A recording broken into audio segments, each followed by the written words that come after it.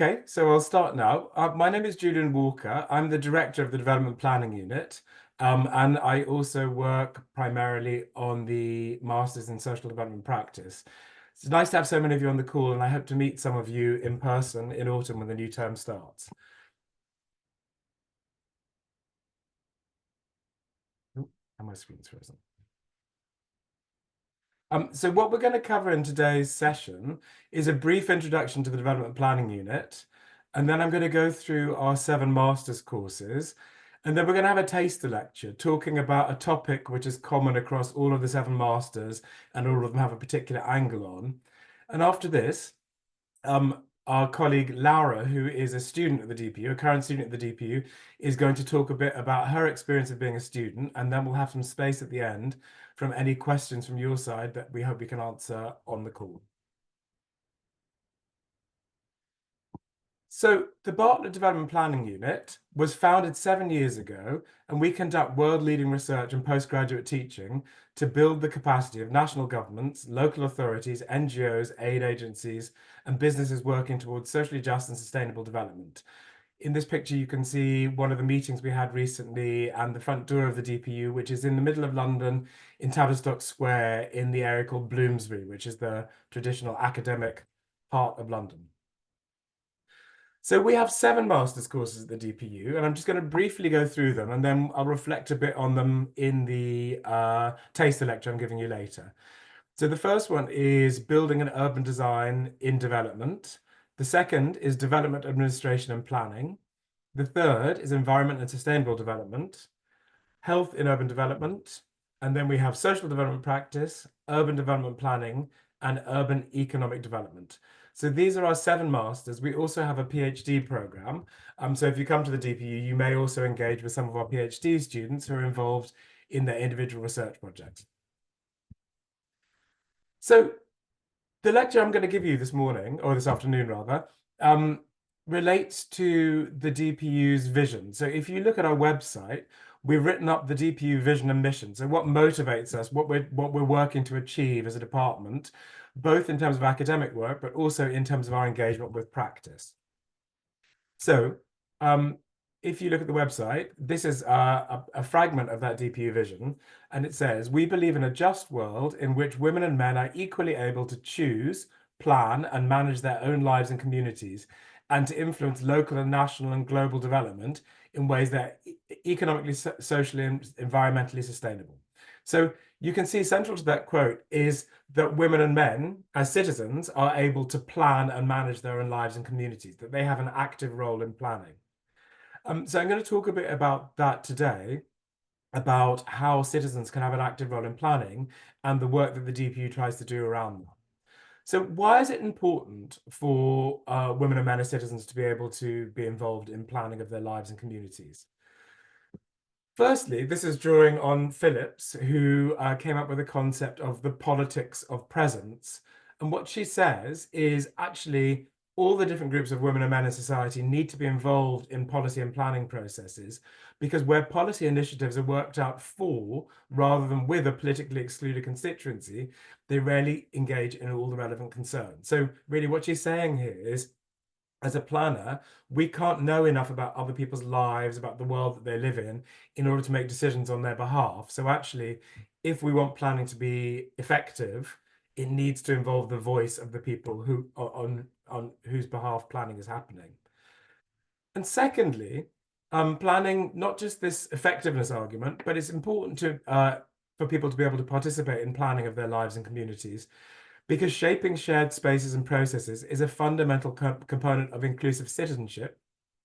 And I'm drawing on the work of Naila Kabir here, and a principle of the right to the city. And the right to the city is a concept brought up by Lefebvre, and the idea is actually what gives us the right to be a citizen or shape the cities we live in. And actually a fundamental argument here is being able to shape our citizenship spaces and cities is a central component of citizenship. And this photo to the left is in London. It's an organization called Latin Elephant, which was engaging with displacement during a big redevelopment of a town centre and the demolition of a shopping centre. And actually, one of the important communities there was a Latin American community. So they worked to come up with an alternative plan to make sure that they could carry on having rights to work as traders in that. So actually trying to involve themselves in this planning process of a big redevelopment. So thinking about that, and the question is whose plan? So actually, when we're working in planning, whose voices are able to come across in those planning processes? So I've told you about the principles of why it's important for people to be involved in the planning of their cities and communities, but in practice, many are excluded from the planning processes that shape the countries and cities that they live in. And there are a number of reasons for this. So first of all, actually, if we look at one of the dominant traditional forms of planning, it's approached as a technical, expert-led, apolitical concern that does not include citizens. So this quote looks at the rational model of planning, where planning is seen as the application of rational choice, where the best, i.e. the most efficient means were identified within known constraints to achieve a desired goal or end state. So in this, the planner is the expert and they are able to choose the best outcomes for planning processes. And that means that there's no need for the voice of citizens because this is all being done on their behalf by someone who knows better. Secondly, however, even where there is public participation in planning, so not this rational expert-led approach, but where there are public policy efforts to open up planning to wider publics, exclusionary planning spaces sideline many women and men. So, for example, people living in informal settlements, which are not recognized in policy or by the city. For example, migratory denizens. So denizens means people without citizenship rights. So people who've migrated to a country and don't have the same rights as others, so can't have a voice in planning, or subaltern identities. And by subaltern, what we mean is identities that are cast out, that are discriminated against for reasons often to do with, for example, race, disability, sexual identity, gender. So what we see is often planning fora, which claim to open up planning to public participation, are only open to ideal type citizens, and other people are not able to have a voice in those spaces. So this quote is from Dagnino, who's working in Brazil and looking at the exclusion of people living in informal settlements for planning. And she says, in most Latin American societies, to be poor means not only to experience economic or material deprivation, but also to submit to cultural rules that convey a complete lack of recognition of poor people as subjects or bearers of rights. So really what she's saying is many people, for example, living in context of informality, don't have the rights and aren't recognized as people who have the right to be involved in public planning processes. Finally, another big threat to this kind of participatory planning is this tendency to exclusion of certain groups being intensified by the capture of planning in some emerging urban forms. So, for example, the neoliberal city, a city which is to do, and this is something you'll probably talk about on your different programs here, a city which is being competitive, and the idea is the city is a space of economic production which is competing, and the measure of success of the city is how economically successful it is. What we often see is that kind of city, or the smart city, so the new technologically advanced cities we're looking at, actually claim to do participatory planning, but in ways that is only really planning as window dressing. So the Purcell quote here says, what the neoliberal project requires are decision-making practices that are widely accepted as democratic, but that do not or cannot fundamentally challenge existing relations of power. So really what we're talking about here is planning for which look like participatory planning, but actually are serving the neoliberal or the smart city project without in any way challenging its underlying modes of exclusion or inequality. So this photo is from a project that we were involved with, the UDP and the SDP masters in London and Brazil, and working with a photographer to work with activists who were resisting exclusion in cities. And this is in Salvador da Bahia in Brazil. And if you can see here, the community on the left, Saramandai, is an informal settlement. So it's been built on illegal land occupations by people building their own housing. And what you can see on the right is the modern city, which is encroaching on them. And the people in Saramandai are under threat of eviction. So they come up with the slogan, Saramandai existe, which means Saramandai exists, because actually in the public planning, they were so invisible, they felt that they didn't exist in any public discourse of planning. And in fact, there was a plan to build a huge 8-lane highway right through the middle of the community, and they felt that they lacked the voice to challenge this. So actually, one of the things they did is come up with their alternative social impact assessment about that project to challenge their exclusion from planning. So, as I said before, participatory planning is a central concern across all of the DPU's 7 master's degrees. And I'm just going to briefly go through and talk about some of the different ways in which the DPU masters engage, particularly in their practice modules, with participatory planning. And by the practice modules, all of our masters have a module engaging with practice, which involves an overseas practice engagement, working with partners in the field in different countries around the world. And some of the masters also work with partners in London. So the Building and Urban Design and Development MSc has developed what they call an engaged design toolkit. And this develops particular ways of engaging with communities so that they can be involved in planning in different ways that are more accessible. So on the left here, you can see a body mapping exercise, which is an exercise built up by Latin American feminists, where people map the relationship between the body and the city. On the right is a engagement in Trafalgar Square in London, where the students were engaging with their role as citizens and practitioners and how they engage with the City of London.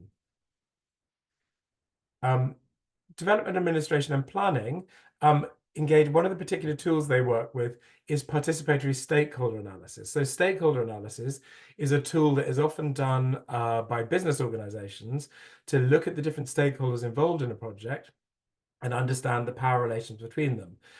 And the point of participatory stakeholder analysis is to bring in the voice of people who are often excluded from those processes or described in those processes so they can bring their own angle to it. So actually one of the projects they've been working on is looking at international global supply chains in the garment sector and understanding from the perspective of garment workers where they see themselves in this chain and actually describing the chain from their perspective rather than the perspective of garment businesses.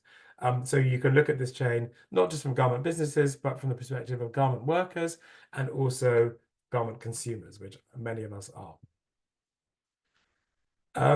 The Environment Sustainable Development MSc has done a lot of work around participatory mapping. So this is a photo from their overseas practice engagement in Lima in Peru, again, looking at informal settlements. And actually, one of the reasons they're excluded is these settlements don't appear on maps or appear in ways which don't describe, for example, their land ownership, their infrastructure, their needs. So actually, one of the things that the ESD program was looking at was how they could map some of their, for example, water and sanitation connections and electricity connections and the land ownership rights in order to use this as an advocacy tool, again, so that they don't disappear from public planning. The Health in Urban Development MSc has also been working particularly around participatory health impact assessment. So again, in the UK in particular and globally, health impact assessments is a big tool for public health planning.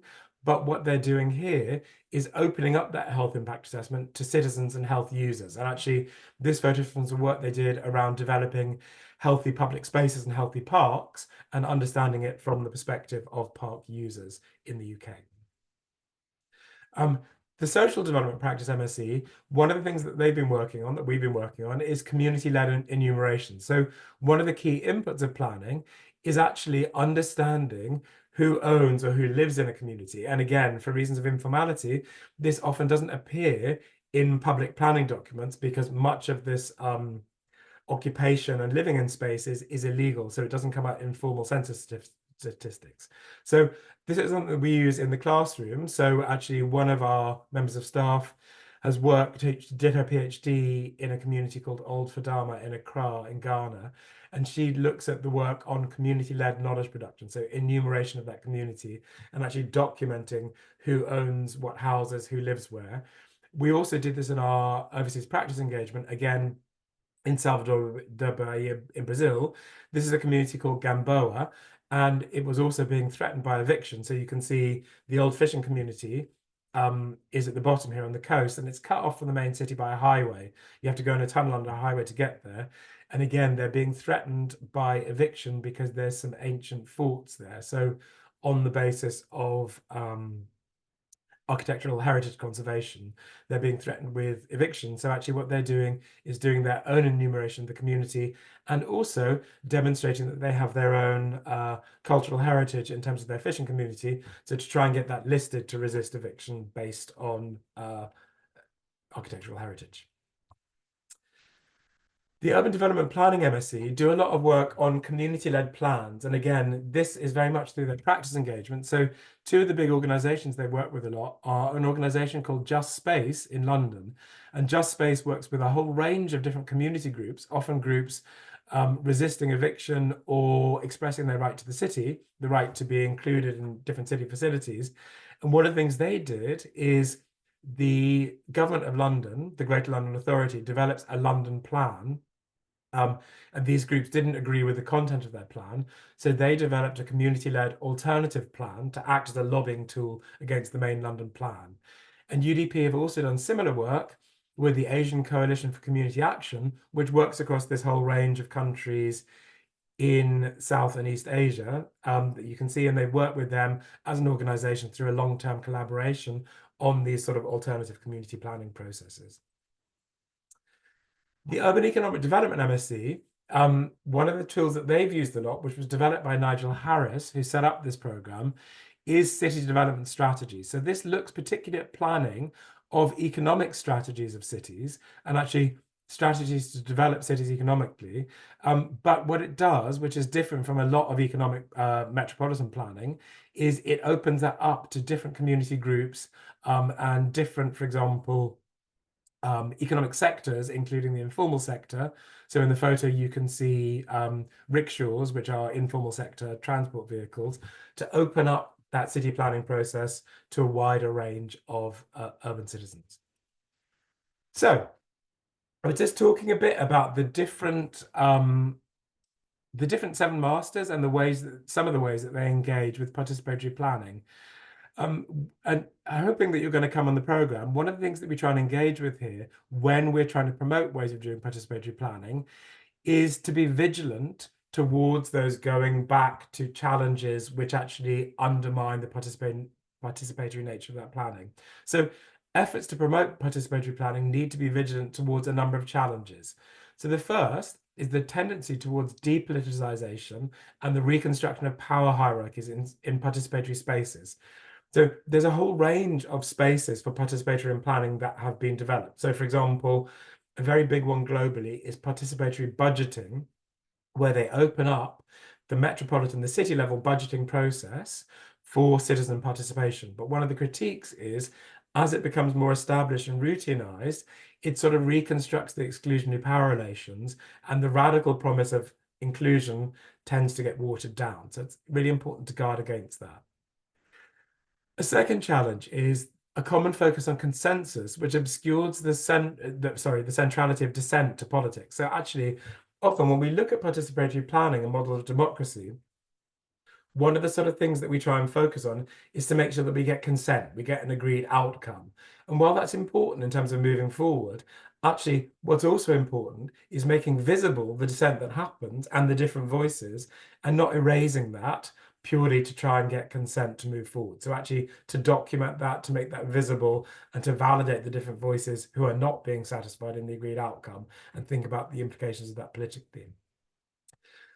Thirdly, one of the real challenges to participatory planning is the failure to engage with the complexity of representation in the context of intersecting identity-based political interests. So often what we see in participatory spaces is that we say, we need to involve a range of different groups here, including women, racial minorities, people with disabilities, the youth.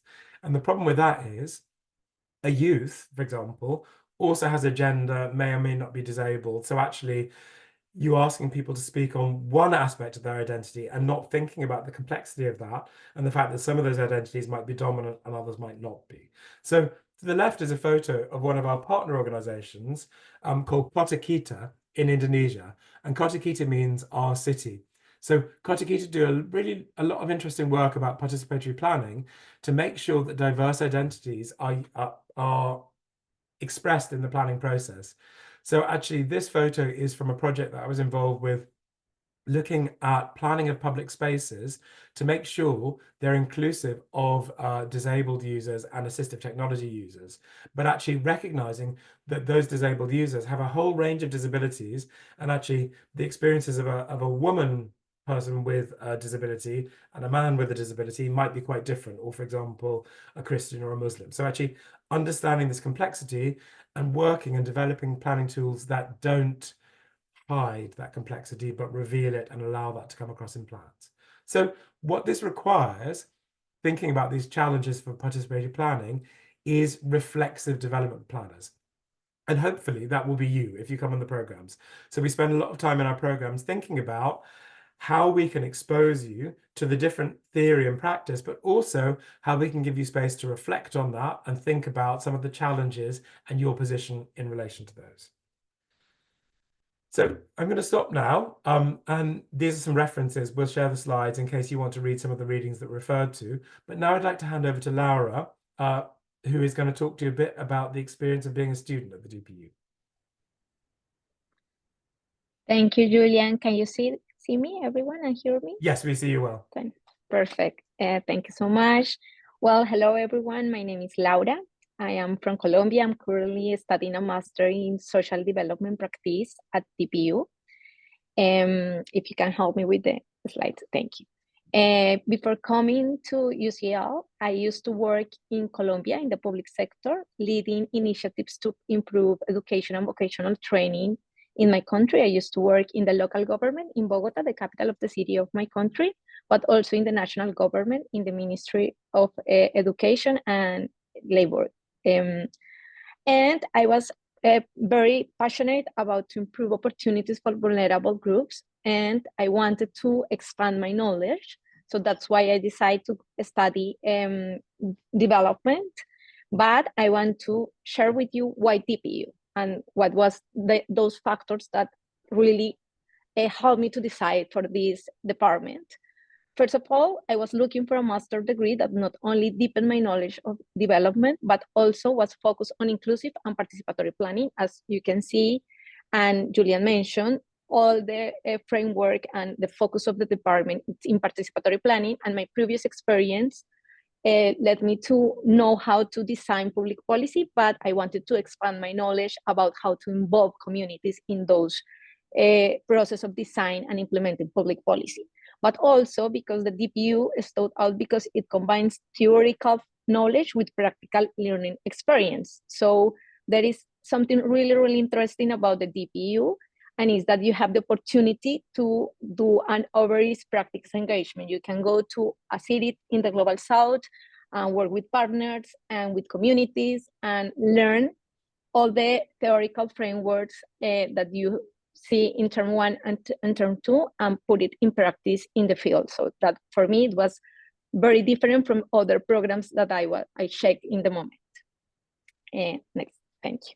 So I want to share a little about my experience, like a master's student in UCL and in the DPU. I think one of the most valuable aspects of studying at DPU has been the critical approach to development. We have been encouraged to question traditional methods and understand that development is not a one-size-fits-all solution. It means that we have been through the lectures with the professors, with the discussions, thinking about how we can, in our context, to try to confront power dynamics and how can we involve communities and do and design programs that are all about inclusive and community driven. In the social development practice master, we had to explore in the practice module a lot of participatory practice. One that Julian already mentioned, but I want to focus in two that were real case of studies that I found it very interesting. One is a community-led knowledge production in Ghana, and other was a participatory mapping in the Philippines. Through those two cases of study, we can see and understand and learn how actually communities are deciding about their process of planning and the university, but also the researchers are co-producing knowledge with the community. So at the beginning, I used to think that the program was a little, like it was difficult to put in practice all those theories and also those challenges that Julian mentioned about how you can involve diversity, different identities, and make sure you don't let anyone out from the process of planning, but through those case of study and the practical cases that we have in the classes, we can actually learn, but also look that it is possible. I also choose an optional module in gender in policy and planning that, I have to be honest, it was my favorite one because it allowed me to question the structures that perpetuates traditional gender roles and adopt a gender perspective in development policy and planning. But you can also choose from a different range of modules because they have modules of housing, transportation, also climate change, prevention of disaster. So even like the role of the private sector and communicate and the role of the media and the communication in the development. So there is also something really interesting about my academic experience that you have the opportunity to choose based on your interest. Can you help me with the next one? But there is also a lot of really nice experience related with the London life and the social activities. First of all, London, it's an amazing city. It's vibrant and had allowed me to experience multicultural environment. But also the university and the DPU help us to know people from the 7 masters because they plan a lot of workshops when we are all mixed together. So you can also not just hang out and know the people from your master, you are also like always and meeting other people from the other 7 masters. That opportunity of meet people from around the world and experience my classmates' diverse background have enriched my perspective and fostered collaborative learning. But it's also sharing our traditions, like you can see in the first picture that this is like a celebration that we do in Colombia. It's the Light Day, when you mark the start of the Christmas and you do thanks for the things you have. This celebration, I bring it to London and I invite classmates from the different master's degree, and we shared that tradition. It was pretty cool. The second photo, it's in the pub of the UCL. There's a pub and it is really nice and you can hang with your friends there and have really interesting conversations. And the third photo, it's like an example of a trip that I did with my classmates. But I wanted to share this with you because this academic relationship that it starts in the classroom with debates, with sharing our experience, sometimes have developed into a meaningful friendships that for me it is very important in this experience. If you can handle the next one, thank you. And I will also to give you some advice to new students, if you can help me with the click, please. Thank you. First, the expectations about the academic workload, because I remember when I was like starting my master's degree, I was very worried about that. And of course, there is an intense workload, but especially because it's a different model of teaching. For example, in my country, we used to do a lot of activities each class and a lot of like homework and presentation. Here is more independent learning. So at the beginning, I was thinking like it's just reading, but then you have the deadlines when you have to do your assignments and present your essays, and could be overwhelming. But my advice here is get organized since the beginning and manage your time well. You are going to have the time to study, but also to know London, to meet with friends. So the important thing is like, but be very organized since the beginning. The next advice is like, be open to welcome student diversity in group work, because it is difficult sometimes adapting such a diverse range of cultures. And I wasn't pretty aware of the difficulties to team group sometimes that you are managing with different cultures, and not everyone is happy to share their opinions or it's comfortable to speak in public.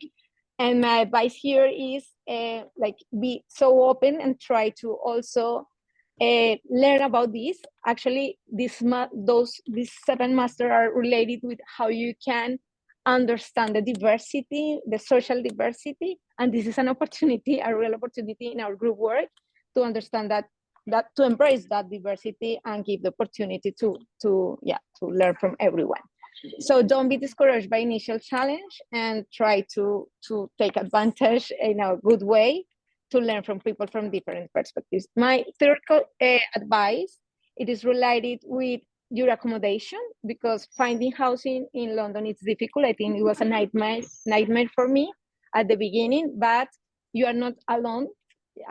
My advice is you should start to look in advance, not wait to arrive to London to start looking. And please talk with your classmates and with the university staff. Everyone is very, very open to help you in this searching of accommodation. So you are going to be okay, I promise. And the last one is related with Embrace London, with all the things that it has. Also the temperature, it could be cold, but it is important to know that it's also good seasons. You can prepare, you can eat, you take vitamin D, also do exercise to improve your mood. And there's a lot of things to do in London that are pretty cool. London has a lot of parks to enjoy, green areas, but also have a lot of museums that are actually free. Most of the museums are free for students. And there is also, if you're like me, that I really enjoy food, there's a lot of street markets, food markets, when you can try different food from all the parts of the world in a reasonable prices. And to finish, I want to answer that question about whose plans. So through my journey, I think that DPU doesn't just prepare you to design policies and projects, it's prepared you to think critically about how development can be truly inclusive and social justice. I think DPU has equipped me to lead development planning initiatives to put people at the center and focus especially in the empowerment and their participation. And I would like to finish this talk like telling you that you have to be prepared to challenge yourself, not just to learn, but especially to unlearn in this process. Also embrace discomfort, growth it, and most important, enjoy every moment in this transformative experience. To finish this, I asked my classmates, Julian, if you can help me with the presentation, I asked my classmates to share with me some of their experience and how they see to studying in the DPU and in London, and how is the journey for them. So if you can help me with the next slide. There is some of my classmates, not just from the Master in Social Development Practice, they are also from other masters. So if you can click the first photo, this is Fatima from Saudi Arabia. And she shared with me that being abroad had lots of fears and worries, but what got me through this way was being surrounded by a very supportive staff and colleagues that got me through this journey. Couldn't be more thankful for such an opportunity. There is also a quote from Sarah from South Korea that for her is a highly dynamic experience. We not only learn theoretical concepts, but also have the opportunity to apply them in a real world scenarios, which enhances our understanding and makes the learning process more practical and engaging. And next one is Kivian from Brazil, that for her adapting to a new language, culture, and technique model, these 6 months have been rewarding learning experience in DPU's diverse community. I look forward to applying all the theories learned in a people-centered project abroad to co-produce meaningful contributions. Patrick, also from Rwanda, for him, it is a great experience, especially the opportunity to engage with a diverse community with various views on different walks of life. I like the collective life and coexistence, whereby sometimes people do not necessarily agree, but agree to disagree. And there are also, maybe you can put it very fast because we don't have a lot of time. I don't know if we are good on time. but yeah, you can read the quotes of Ignacio from Chile, also Kayla from Canada, Mario from Peru, and Xuan from China. So with this, I finish my experience here at DPU. I'm happy to answer any questions you have. Thank you. Thank you so much, Laura, for that. So I think we have some space now. If people have questions, I think you can type them into a Q&A box. So I think we already have one question here. Someone who said, I'm wondering why the programs at the Bartlett Development Planning Unit are not accredited by the RTPI, unlike the programs at the Bartlett Planning Department. Yeah, so this is something we've been looking into. In the past, the RTPI accreditation was very much to do with UK town and country planning. We felt it didn't reflect the kind of planning we're doing, but actually the RTPI now has an international wing. So we're exploring it, but the sort of traditional accreditation didn't really fit very well with the work we do. It's something we're looking into in the future. So I don't know if we have any more questions. I think you can type them in if you do, or I don't know if people are able to raise their hands and speak. Oh, okay.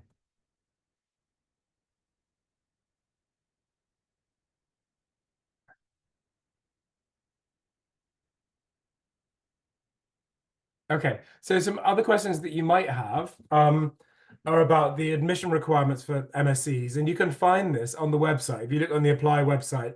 But for most of them, it's a good second-class degree and a very clear expressed interest and understanding of the program. Actually, what we do have is the possibility for people who don't have the academic qualifications to also apply for the program and be accepted if they have very substantial work experience. So Laura was telling us about some of her work experience. I think in her case, she also made the academic requirements, but if she hadn't, this is something we can open up to if people have very clear work experience as well. I see we have another question in the Q&A. So the question is, do alumni mostly work abroad or in international institutions, or do some continue to work in the UK? It's a very broad range. So, sorry, I've got a terrible cold, which is why I'm coughing. Oh, and I realize it's a broad range. So we have a lot of people, as you can see from Laura's presentation, the student body is very international. So many of them go back to their own countries and continue working there.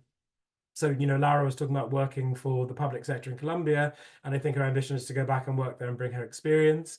But we also have a number of people working both from the UK and other countries who go and work in other countries, or we have a number of people who go and work in international organizations. So actually, we've had a series of people going on a paid internship with the United Nations Habitat last year. So two of them, and that's based in Nairobi. So we're working for an international development organization. We see a lot of other people, for example, working in multinational business organizations, so consultancies. And the other thing that we see a lot of people going on to do is other postgraduate studies. So, for example, doing PhDs either in the UK or in other places. So really, the answer is a full range. We do also get people working in the UK, both in development organizations and in organizations working on urbanism and social justice in the UK. Oh, I see questions in different places. I have a question. I'm just one more in the Q&A, and then I'll go back to the ones in the chat. Someone said, thank you for the insightful presentation. Is it possible to take electives and programs beyond the DPU? Yes, it is possible.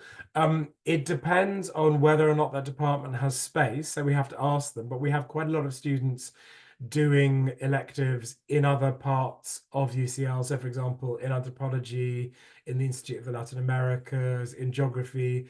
So we can't guarantee it, but if you ask for it and if there's space on that, they generally allow you to do that.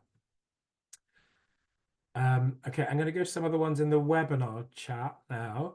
So Zuyu said, may I ask how long it will take for the result to be available? Oh, sorry, just moved, so I've lost that. May I ask how long it will take for the result to be available after submitting the application? Okay, so I'm afraid we can't tell you because we are reliant on the central admissions department, but it should be within a month or 6 weeks. If it takes longer than that, assuming that you've submitted all the things you need to submit, if it takes longer than that, then I would advise you to email the DPU admin office, which is on the website, and they can chase that up for you and tell you how it's going on Geo. And if you need a sort of urgent response, they can actually chase that on your behalf. So it's slightly outside our control, but if you contact us, we can do everything we can to make it as fast as possible. Wendy Miley says, what does a typical week look like? How many modules will be ideally engaged within 1 week? And how many hours of contact with professors in the class setup? So when you're at the DPU, you will do 3 core modules from your master's program. So whichever program you choose, you have to do those 3, and then 1 optional module. So you're attending 3 2-hour sessions a week, and then the practice mod, which is one of your core ones, is a 3-hour session. So that's the one that relates to the field trip and the international engagement. So you're doing, in terms of contact teaching time, 9 hours a week of contact teaching time, but be aware that you have to do a lot of other stuff outside that, in terms of reading, in terms of group work, in terms of assessed coursework. And also there is some remote contact. We have an intranet called Moodle, and you may be asked to do exercises and get feedback from the tutor through that as well. So the absolute core teaching time is 9 hours a week, but there is a lot more teaching and learning activities you have to do. So Rup Kumar says, is there a pathway from the MSc in Development Administration and Practice to a PhD at UCL? So it's not a distinct pathway. Really, anyone who engages in a master's, the way the PhD program works is you'd have to get a very good grade in your MSc, so probably a sort of distinction or a commendation or a merit, so you'd have to do well in it. But actually, the important thing about how a PhD works is not that you're applying to a course, you're developing your own research project and applying it. So even if you're a very strong student, you have to find a supervisor who is interested in the research topic you're looking at and is interested in supervising you. So just be aware of that. And if you have any more questions about that, you can contact Colin Marks and Michael Casey Gilman, who are our PhD program administrators, and they can tell you more about the PhD application process. So now I have Aratnica, who says, are there opportunities to assist professors in their research projects in the Social Development Practice MSc? So we do have some opportunities. So actually, interesting, Laura is doing one of them. So for the dissertations, we have something called a dissertation fellowship. So I have a research project at the moment, which is funded by Fondation Botnar, and we're working in Lebanon and in Indonesia with the organization I mentioned before, Kota Kita. And the project is looking at young people's participation in urban planning in 4 cities, 2 in Lebanon and 2 in Indonesia, and also the scope for digital platforms in terms of helping that. So we have given 2 dissertation fellowships to students, which means they'll work on their dissertation on that topic and help us with the literature review and some research to support the research project. So that's one of the ways that we get those kind of links. And if you look, I think on the website, it talks about the dissertation fellowship process, and you can look at some of the examples that we've had in recent years.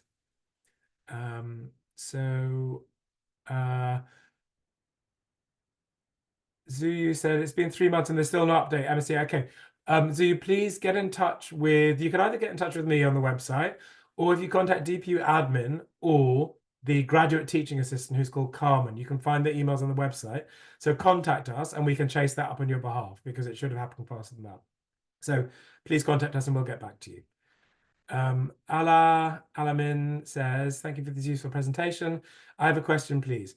I would like to apply for the Bartlett Promise Scholarship. I submitted my application to MSc Health and Urban Development more than a month ago, but I've not received an offer. As the scholarship deadline is approaching, what would you advise? I think I looked at the website today, and I think you had to have an offer already in December, even though the deadline closes. So again, get in touch with the admin. We'll look up to this for you, but I think you may no longer be eligible for that deadline. So please get in touch with us and we can look into it for you. And then Ahmed Suleiman says, I've applied for a Bartlett scholarship, but not had a decision yet. Is there an opportunity to work through online platforms? I think the Bartlett Scholarship has not had its, I think the decision hasn't happened yet because the submission deadline is at the end of March. So I think you wouldn't have heard that yet. But just keep in touch and follow up with the administrators, and we should be able to tell you about that. So just going back to the Q&A, are there any teaching assistant positions available for master's students? I'm afraid there aren't. The teaching assistant positions are for PhD students. We don't do them for master's students because they normally go on for more than a year, so not at the TPU, I'm afraid. Hasna Afifa says, when is the latest I can expect to receive a decision from DPU? Again, I'm not sure. So what I would advise there is to be in touch with the DPU admin and the emailers on the website and ask them to chase it up, because it could be sometimes when there's a delay, it's because part of your application is missing. So we can chase that up with the admissions office and get back to you and let you know that. The next question is, how many optional modules are usually taken in a semester without causing too much workload? There are many I'm interested in my program and beyond, but we'd be afraid it would be too much. Yeah, so optional modules, you can do 15 credits a term. So you can either do one 30-credit module across the autumn and spring terms, or do two 15-credit ones, one in the autumn, one in the spring.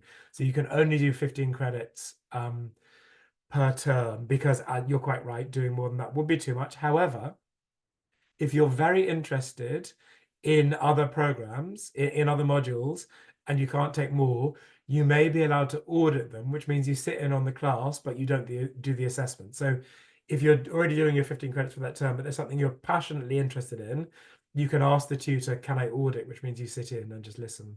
So you learn, but you're not assessed. The next, Kazangala says, thank you. So you're welcome. Very nice to have you here. The next question is there any way we can learn more about the specific masters like the Social Development Practice MSc, for example? Are there any open days or online lectures we can sit through? So I think Sonia's on the call. We had an open day with specific ones for the masters, and I think they're available on the website. Sonia, maybe you can put in the chat where people can access those. So those happened back in, I think it was November, but I think they are available on the website. And then the next question is, what kind of assessment should we expect at the DPU?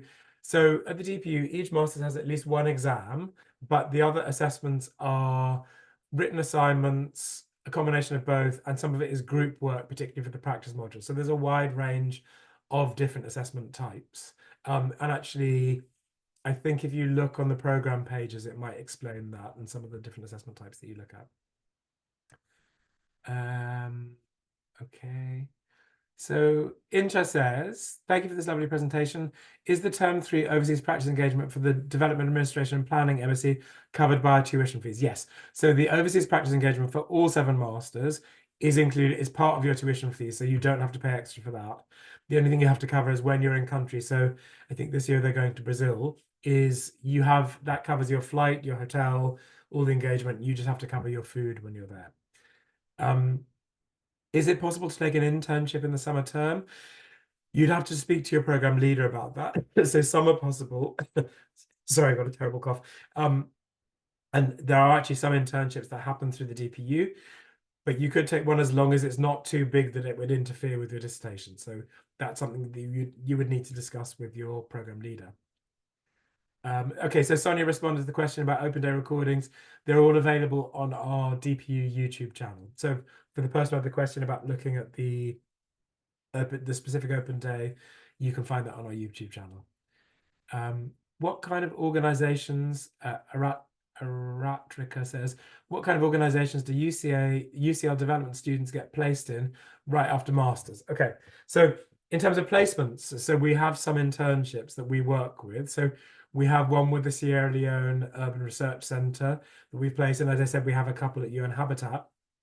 But I think if you mean the kind of jobs that they find, it's a wide range, and it depends slightly on people's previous experience, but we see people working in non-government organizations. We see people working in government, particularly in their own countries. We see some people working in multinational organizations. And we also see a lot of people going into private consultancy companies working in development and development planning. So there's a whole range. But I think you can see we have an alumni page, and on that you can look at some of the stories of different alumni. And also, if you look at your master's program, it's got a series of stories of different alumni and what they went on to do after the DPU. So look at the program you're interested in, and you'll see those alumni profiles to see what they ended up doing. And that's a sort of nice, helpful thing you can look at on the website.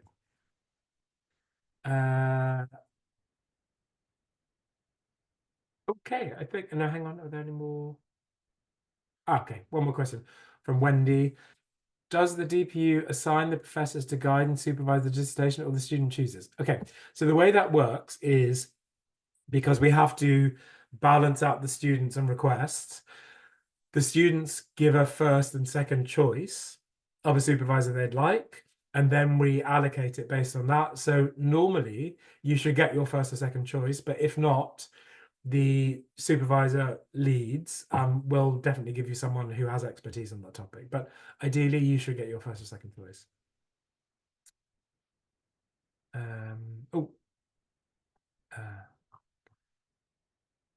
So Ahmed says, thanks a lot. As a Sudanese citizen, we haven't such specialities.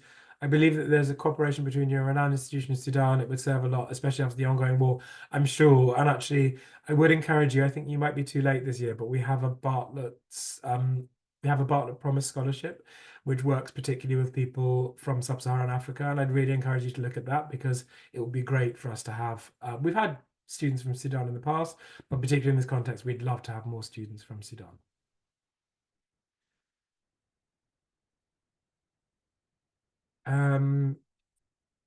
So I think I've answered all the questions. I think I was answering them very fast because it felt like they were coming very fast. So sorry to rush you. So perhaps in case anyone has any other final questions, maybe we can wind up the call. So thank you so much for joining us, and thank you for your interesting questions. And it shows that you're really thinking about the program and what you want to get from it. And I hope to meet a lot of you in September when our new term starts. So thanks so much for attending, and I'm really hoping to meet a lot of you in the near future. And thanks again to Laura for giving the students' perspective and giving an excellent input on that. Thanks and bye. Bye.